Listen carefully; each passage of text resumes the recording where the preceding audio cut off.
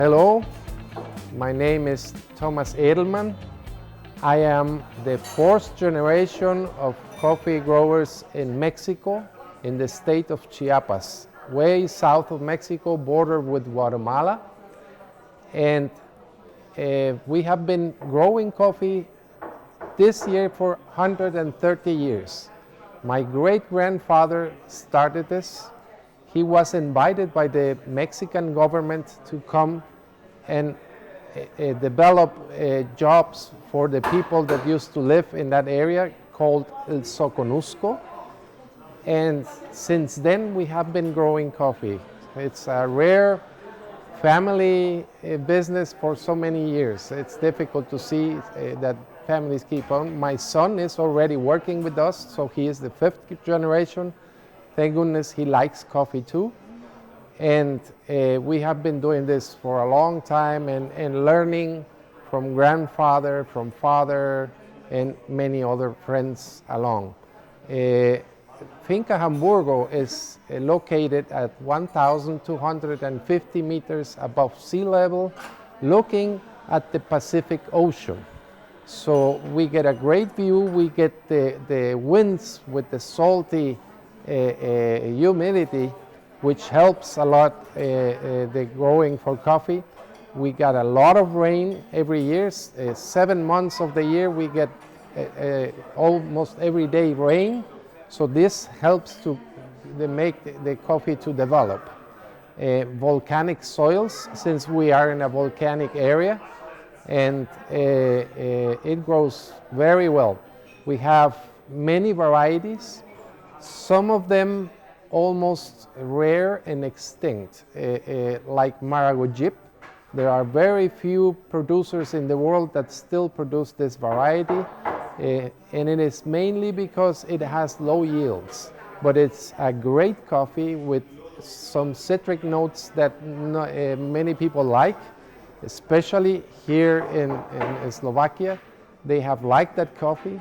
We also grow Pacamaras, we grow Catois, Bourbons, Típicas. All together we have 23 different varieties of coffee. This makes it special. And we do take good care of it. We do everything by hand. In the crop season, which just finished yesterday, by the way, we employ over 700 people just to pick the beans. And we go 3 times around the whole plantation. We own 600 hectares, and every time we go picking the beans, we only pick the ripe ones, the red ones. The green ones stay until the end, and then once we go the last round, then we pick everything and separate by hand the greens on one side and the ripe ones on the other. That makes the start of a specialty coffee that is being done by hand. All the work we do, pruning and keeping the weeds out and new plantings, everything is done by hand because we live on a hill and there is no way to use machines. So this makes it difficult and employs a lot of people. 70% of the cost of production of coffee is manual labor in our case. And that makes it also special, because we employ a lot of people. We have, through this specialty market that we do with fixed prices and being so special, we also help all these people in their way of living. At the farm, we have 100 families living permanently, and they work all the time at the farm in the different areas. So we need to take care of them and their families. So altogether, if you count 100 times 5, which is an average of the families, so that's 500 people living because of us. So if we do a mistake, we ruin the life of 500 people. That is the way we think, and also the way we treat coffee in the mill it is very important. The way we do the wet mill, when we take the skin out, the red skin, it needs to be done immediately after cutting the coffee. And then it needs to be washed. We do all washed coffees, only Arabicas. And then we sun dry it in patios. And when we need it, we use machines to dry it at low temperatures.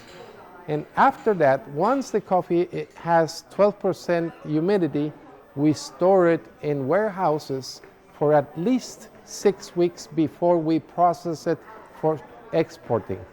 There are some clients like Amarella, for example, in Germany. They ask us to store the coffee for over 1 year in our warehouses so that it ages. It's like wine. The more you age it, it takes better characteristics. So it is important to do this in order to get always better tastes and balanced cups. So I guess that would basically explain what we do. We love coffee, it's a passion for us. We also have a boutique hotel at the farm. If you would like to visit us, you can go into our webpage. It's www.fincahamburgo.com. And we would love to have you there. We have, like I say, a hotel where we explain the history of the farm, the history of coffee, and all what we do in order to get these specialty coffees available for all the world. Most of the coffee we produce, it goes to the United States, and part of it comes to Germany and Europe.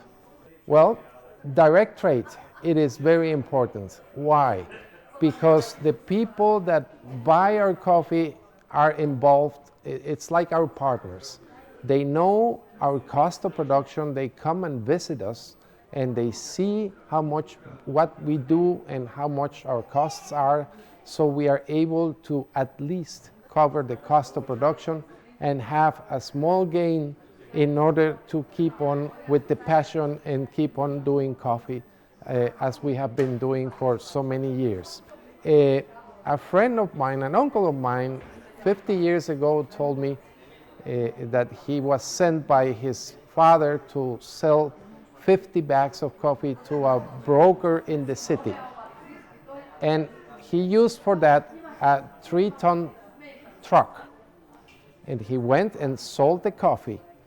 And at that time, with the money he got paid from those 50 bags, he was able to buy a brand new truck like the one he was driving then. So that tells you what coffee was at that time.